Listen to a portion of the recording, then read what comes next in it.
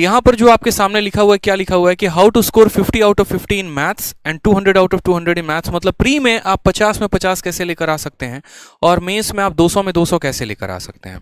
ठीक है, तो यहाँ पर कुछ पॉइंट्स मैंने लिखे हुए हैं जो आपको काफ़ी ज़्यादा मदद करेंगे यहाँ पर अच्छा स्कोर करने के लिए, जिनमें सबसे पहला पॉइंट यहाँ पर यह है कि आपको कभी भी अगर कोई भी गवर्नमेंट एग्जाम निकालना है ना, तो उसके लिए सबसे पहले आपका सिलेबस का कंप्लीट होना बहुत ज़रूरी है।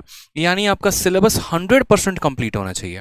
अगर आप ये सोचेंगे यहाँ पर कि नहीं यार सिलेबस को हम थोड़ा सा जो है वो ढीला से लेकर चलते हैं, जैसे कि आजकल के बच्चों के अंदर पता है क्या है, बहुत शॉर्ट टर्म में सक्सेस चाहते हैं, बहुत कम समय में वो सक्सेस चाहते हैं, पेशेंस नहीं है।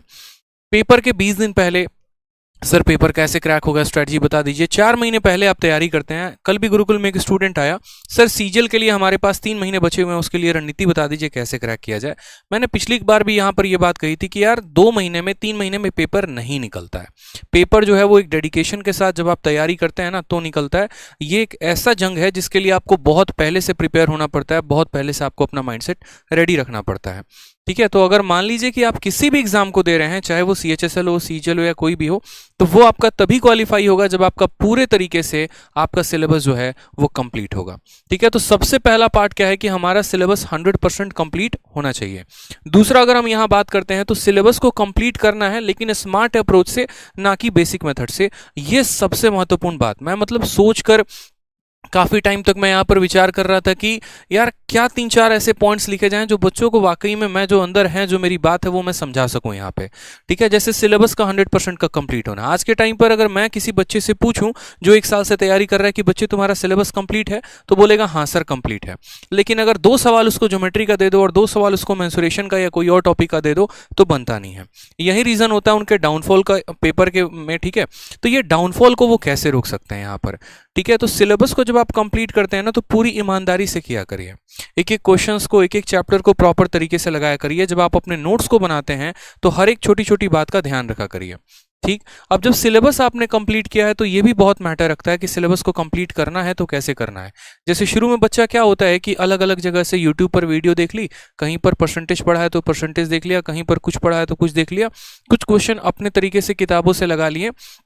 आप जानते हैं तो सिर्फ वही बेसिक मेथड जान पाते हैं, लेकिन इसका नुकसान प्री में आपको नहीं होता है। प्री में तो क्वेश्चंस आपके बन जाते हैं, इसका नुकसान आपको जाकर मेंस में होता है। और मेंस में होता है मेरे भाई यहाँ पर सर, तो मेंस में होता है, तो यहाँ पर मेंस में नुकसान कैसे हो जाता है, आपको स्मार्ट अप्रोच नहीं आ पाते हैं उन सवालों का। अब स्मार्ट अप्रोच नहीं आ पाते हैं तो आप कैसे करते हैं फिर। अब स्मार्ट अप्रोच अगर आपको नहीं पता है तो उन्हीं सवालों में आप उलझे से रह जाते हैं, समय आपको ज़्यादा लग जाता है, आप बना नहीं पाते हैं, फिर उस केस में आपके नंबर ऑफ अटेम्प्ट कम रह जाते हैं। तो आपको ऐसा नहीं करना है। ठीक है, आपको पर्टिकुलर तरीके से एक प्रॉपर वे में शुरू से ही जब आप सिलेबस को कंप्लीट करते हैं ना तो आप स्मार्ट अप्रोच में सीखा करिए, बहुत फायदा होगा। पहले क्या होता है कि बच्चा बेसिक से सीखता है कि सवालों को बनाना कैसे है, फिर उसके बाद जब वो स्मार्ट अप्रोच या अलग अलग जगह पर अलग अलग ट्रिक्स देखते हैं, फिर वो बेसिक अप्रोच को भुलाकर फिर वो नया अप्रोच को सीखने की कोशिश करते हैं। अब यहाँ पर इतने समय में आपका 1 से 1.5 साल चला जाता है और फिर बाद में आप सोचते हैं कि यार 1.5 साल हो गया तैयारी करते करते, सिलेक्शन तो हुआ ही नहीं। तो इससे बेहतर है कि जब आप पहली बार ही पढ़ रहे हैं तो आप थोड़ा तरीके से पढ़िए। पर्टिकुलर जितने भी चैप्टर पढ़ते हैं तो उनको आप टाइप वाइज पढ़ा करिए, उनकी एक पर्टिकुलर कैटेगरी बनाकर पढ़ा करिए और उनके कंसेप्ट को आप जानिए, ताकि अगर आगे पेपर में किसी भी पेपर में अगर वो क्वेश्चन आ जाता है तो आप उसको वहां पर इम्प्लाई कर पाएं। ठीक है, तीसरा वाला पॉइंट जो था वो मेरे लिए सबसे महत्वपूर्ण बात था जो मुझे आपको कहनी थी, वो ये है कि कई जगह और कई बार पढ़ने से बेहतर है कि एक ही जगह से एक बार पढ़े और अपना पूरा सिलेबस खत्म करें। ये बहुत बड़ा बात है। आज के टाइम में बहुत सारे बच्चे होंगे, कोई रूरल एरिया में होगा, कोई यहाँ पर जो है दिल्ली में मुखर्जी नगर में रह रहे होंगे। मुखर्जी नगर में भी कुछ स्टूडेंट के हालात ऐसे हैं, आज इनके पास डेमो के लिए गए, कल उनके पास डेमो के लिए गए, तो 2-3 महीने तो डेमो में निकल जाते हैं। जो बाकी बचता है उसके बाद यहाँ पर थोड़ा इनका वीडियो देख लिया, थोड़ा उनका वीडियो देख लिया। ठीक है, तो ऐसे करोगे ना मेरे भाई तो बहुत मुश्किल होगा, फिर तो सिलेक्शन बहुत मुश्किल है। आपको एक प्रॉपर ओरिएंटेड वे में एक ही जगह, चाहे मुझसे ना पढ़कर आप किसी से पढ़िए, कोई फर्क नहीं पड़ता है, मुझे उस बात का दुख नहीं होगा, लेकिन आप जैसे जहां पर भी जिनका भी समझ में आता है ना, आप प्रॉपर तरीके से उनसे पूरा सिलेबस कंप्लीट करिए। आप अगर थोड़ा सा, जब आपका विजन करोड़ों कमाने का है, जब आपका विजन एक बहुत बड़ा इंस्पेक्टर बनने का है, जब आप आगे चलकर बहुत ज्यादा पैसे कमाने वाले हो, एक बहुत बड़ा नाम कमाने वाले हो, तो अभी से 1000, 500 और 1500 के लिए यहाँ पर कंजूसी क्यों और उतना सोचना क्यों है। क्योंकि आपका विजन अगर बड़ा है तो उसके लिए इन्वेस्टमेंट भी थोड़ी सी बड़ी लगाए तो क्या दिक्कत की बात है। ठीक है, तो एक ही प्लेटफॉर्म से पर्टिकुलर तरीके से आप चाहे YouTube को पकड़ लीजिए, तो YouTube का कोई एक पर्टिकुलर सीरीज है तो वहां से खत्म करिए, या एप्लीकेशन से अगर आप पढ़ रहे हैं तो वहां से पूरा प्रॉपर तरीके से पढ़िए, लेकिन हाँ पूरा सिलेबस कंप्लीट करिए।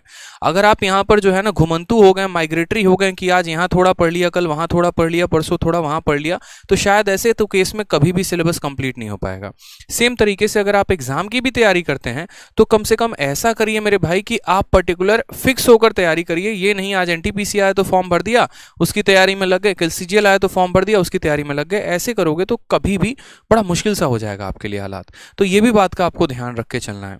और साथ में जो मोस्ट इंपॉर्टेंट बात वो यहाँ पर यह है कि नए क्वेश्चंस की ज्यादा प्रैक्टिस करो। आजकल के समय में आदत यहाँ पर यह हो गई है ना कि स्टिक हो गया है बच्चा कि हाँ पुराने पुराने पुराने कंसेप्ट पर हम चल रहे हैं, पुराने पर हम जिंदा हैं, पुराने पर ही हम काम करेंगे। तो ऐसे तो नहीं हो पाएगा मेरे भाई, इस बात को ध्यान रखो। पुराने कंसेप्ट से आप काम नहीं कर पाएंगे, पुराने क्वेश्चन सब बेकार हो चुके हैं।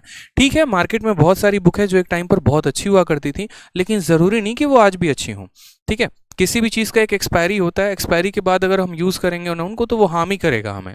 सेम तरीके से वो वक्त चला गया मेरे भाई, अब यहाँ पर उतना समय नहीं है कि हम बैठकर पहले पुराने क्वेश्चंस पर प्रैक्टिस करें, फिर जाकर वहां उस तरीके से हम पढ़ें और नया सवाल हमारे पास आए तो हम उस पर काम ही ना कर पाए। सर उसका तो हमें शुरू से ही आदत डालनी पड़ेगी नए क्वेश्चंस पे। इस वजह से मैंने आपको 2400 क्वेश्चंस की ई बुक दी। मैंने कहा कि एक झलक तो जरा देखो, आप जहां से पढ़ते हो, जैसे भी पढ़ते हो, आपने आज तक जिन भी किताबों को लगाया ठीक है, बहुत अच्छी बात है, बट एक बार इसको लगाकर देखो तो आपको पता चलेगा कि आज के समय में पेपर में क्या पूछा जा रहा है। फेज 9 के क्वेश्चन किसी भी बुक में नहीं होते हैं, उसको लोग सौतेला मान के चलते हैं, लेकिन आपके लिए मैंने फेज 9 के भी सारे क्वेश्चन टाइप करवा के दिए। क्यों किया मैंने ऐसा? ताकि आपको समझ में आ सके कि पेपर में आपका असल में पूछा क्या जा रहा है और आप पढ़ क्या रहे हैं। यही कारण है कि 2 साल हो गया तैयारी करते, 1 साल हो गया तैयारी करते, और यहाँ तब भी सिलेक्शन नहीं हो पा रहा है। तो हमें अपने सिलेबस को है ना बड़ा कंसाइज वे में फिक्स रखना है कि हाँ हमें इतना पढ़ना है और हमें इन सोर्सेस से पढ़ना है। ज़्यादा भटकाव नहीं रखना, प्रॉपर वे में सिनराइज्ड वे में एक सिलेबस हम अपना कंप्लीट करेंगे और विद इन टाइम कंप्लीट करके अच्छे से हम अपना सिलेक्शन लेंगे।